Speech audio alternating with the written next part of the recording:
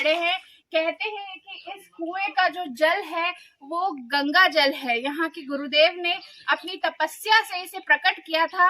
हम इस स्थान के बारे में और भी जानेंगे। इसके लिए हम मिलते हैं यहाँ पे यहाँ के जनपद उपाध्यक्ष मदन तिरोले जी से। तो आइए हम उनसे एक मुलाकात करते हैं।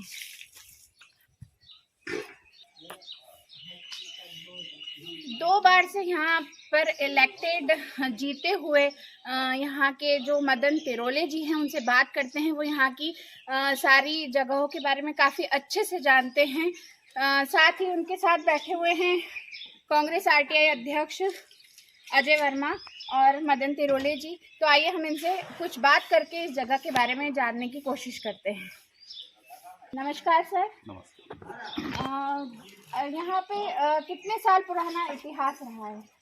ये जो स्थान है परम संत ब्रह्मगिरि महाराज का समाधि स्थल है, जो विगत 700 वर्षों से समाधि यहाँ पर समाधि के अलावा मतलब किसी भी प्रकार का कोई स्थान नहीं था।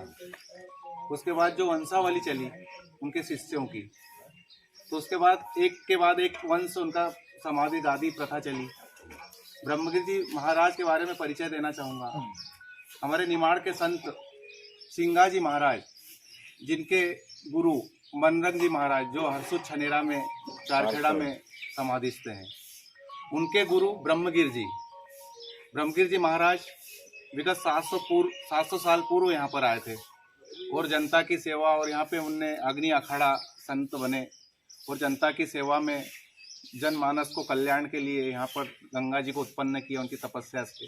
और यहाँ के जल से सफ़ेद दाग, मनोरोगी, लकवा पीड़ित और कई प्रकार की बीमारियाँ दूर होती है इस जल के नहाने से। और ये पवित्र जल देश नहीं अपितु विदेश तक, यहाँ पर एक 40 वर्ष एक जर्मनी महिला कैंसर से पीड़ित थी, एक साधु महात्मा लाए थे और यहीं पर उन्होंने अखाड़ा अपना धुनी रमाई थी और 4 महीने सेवा करी थी और यहाँ के जल से उनको पीड़ित महिला को ठीक करके ले गए थे। मैं आंखों देखा, मेरा प्रत्यक्ष प्रमाण है।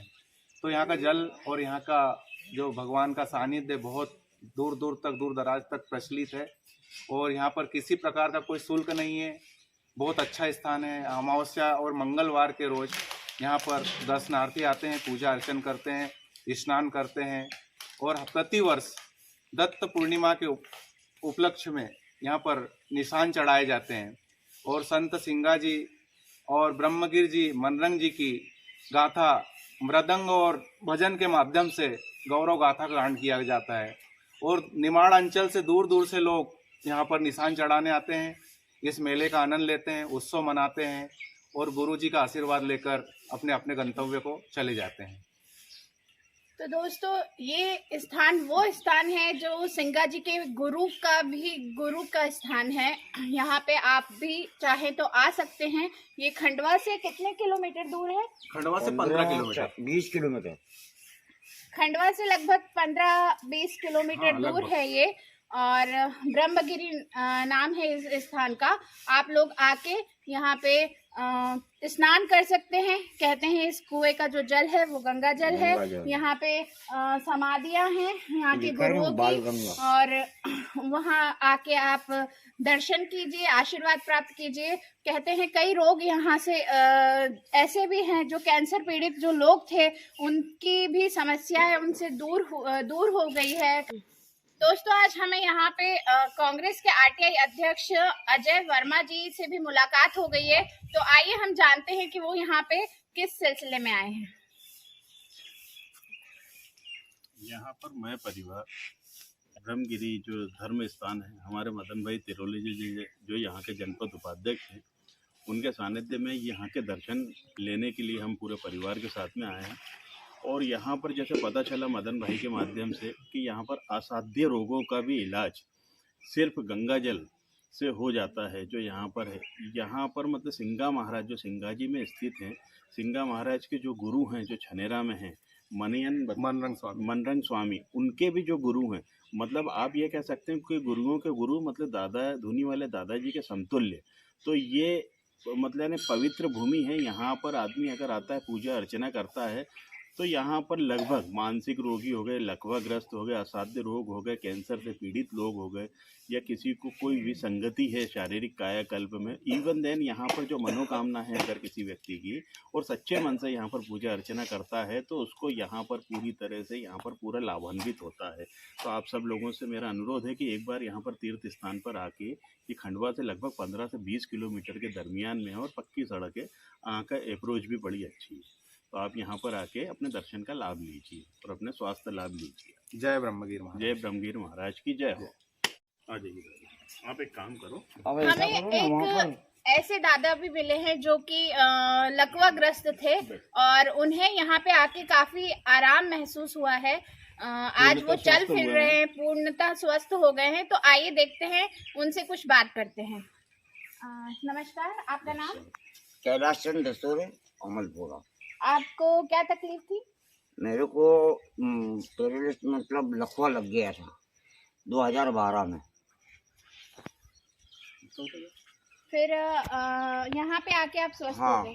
यहाँ पर गुरुदेव की शरण में आया और गुरुदेव के आशीर्वाद से यहाँ स्नान किया और वहाँ का जल लिया और वो रक्षा ली और ऐसे 8 रोज तक कहना मतलब 8 रोज में मेरे को परिवर्तन इतना कि मैं खड़े होने लग गया और धीरे धीरे 15 रोज में बिल्कुल चलने फिरने लग गया। यहाँ के जल के अलावा भी आप कुछ और दवाइयाँ भी लेते थे कि नहीं, खाली ऐसे यहाँ कोई का दवाई जल? नहीं कहना मतलब ऐसा ट्रीटमेंट था खंडवा का।